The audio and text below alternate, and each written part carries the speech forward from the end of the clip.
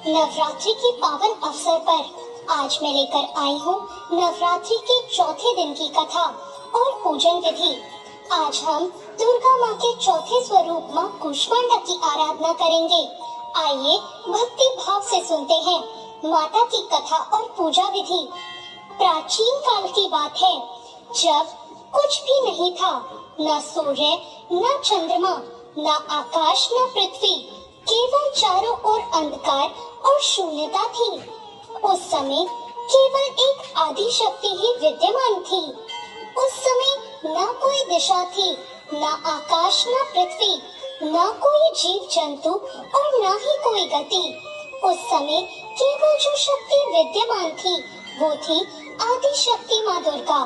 माँ ने अपनी हल्की मंद मुस्कान से ब्रह्मांड की कल्पना की। तब उनके मुख से निकली हुई दिव्य ऊर्जा से चारों ओर प्रकाश फैल गया। उसी प्रकाश से सूर्य, ग्रह, नक्षत्र, आकाश, पृथ्वी और जीवों की उत्पत्ति हुई। इसी कारण इन्हें कूष्मांडा कहा गया, जिसमें कू का मतलब होता है छोटा, कूष्मा यानी ऊर्जा और ताप, अंड का मतलब होता है ब्रह्मांड, यानी माता ने अपनी सूक्ष्म मुस्कान और ऊर्जा से इस ब्रह्मांड रूपी अंड का निर्माण किया।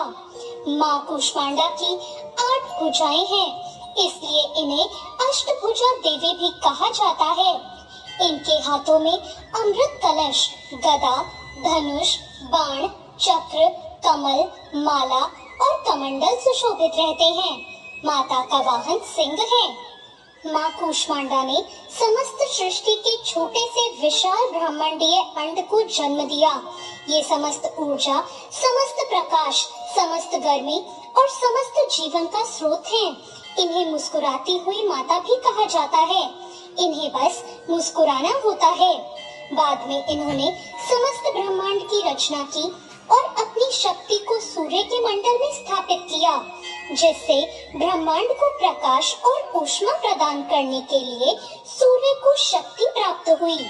प्रकाश के स्रोत के रूप में माँ कूष्मांडा को सूर्य देव, भगवान सूर्य का मार्गदर्शन करने वाली कहा जाता है।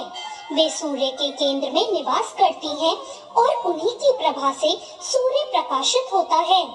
माता की पूजा के लिए नवरात्र के चौथे दिन प्रातःकाल स्नान करके स्वच्छ वस्त्र धारण करें। स्त्रियां लाल, पीला या नारंगी वस्त्र पहन सकती हैं। पुरुष पीले या सफेद वस्त्र पहन सकते हैं। स्वच्छ आसन पर बैठकर संकल्प करें कि हे माँ कूष्मांडा, मैं आज आपकी पूजा विधिवत करूंगी और मुझ पर कृपा करें। इसके बाद माँ की प्रतिमा या चित्र के सामने कलश को स्थापित करें। दीपक और धूप जलाएं, रोली, अक्षत, मौली और पुष्प अर्पित करें। माता को विशेषतः गेंदे या कमल के फूल प्रिय हैं।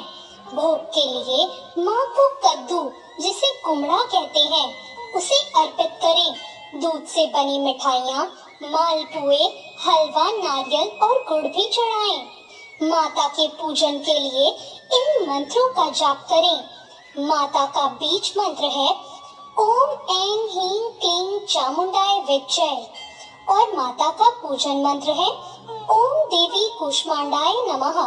इस मंत्र का 108 बार जप करने से विशेष फल मिलता है। इस दिन दान करने का भी विशेष महत्व है। गरीबों को भोजन कराएं, फल, अनाज, वस्त्र और कुमड़े का दान करें। ब्राह्मण, गौ या कन्या को भोजन कराने से माता की कृपा कई गुना बढ़ जाती है। दोस्तों, माँ कूष्मांडा को कुमड़ा चढ़ाया जाता है, जो कि कद्दू होता है। कुमड़ा अंदर से खोखला और हल्का होता है। ये अहंकार रहित हृदय का प्रतीक है। इसमें अनेक बीज होते हैं, जो कि संपन्नता और सृष्टि की वृद्धि का प्रतीक है। इसका उपयोग औषधि में भी होता है। ये स्वास्थ्य और आयु की वृद्धि का प्रतीक है। इसलिए जब भक्त माता को कुमड़ा अर्पित करते हैं, तो उसका अर्थ है, हे माँ, जैसे ये कुमड़ा खोखला है, वैसे ही हम भी अपना अहंकार शून्य करके आपको अर्पित कर रहे हैं। हमारी जीवन ऊर्जा आपकी ही देन है। माता को कुमड़ा अर्पित करने से भक्त को स्वास्थ्य, ऐश्वर्य और दीर्घ आयु मिलती है। ये एक भोग प्रसाद है जो सात्विक और शुद्ध रूप से चढ़ाया जाता है। कूष्मांडा माँ की पूजा करने से सभी रोग और भय नष्ट हो जाते हैं, जीवन में सुख समृद्धि और शांति आती है, आत्मिक बल और तेज में वृद्धि होती है, भक्तों का हृदय प्रकाश और ऊर्जा से भर जाता है। ये आध्यात्मिक साधकों के लिए शुद्धि और तपस्या की देवी हैं, जो हमारे सभी कर्मों को शुद्ध करने के लिए ऊष्मा और प्रकाश देती हैं। तो ये थी चौथे नवरात्र की पूजा विधि और कथा। आपको माँ कूष्मांडा की ये कथा कैसी लगी, कमेंट करके जरूर बताएं। कथा अच्छी लगी हो तो वीडियो को लाइक जरूर करें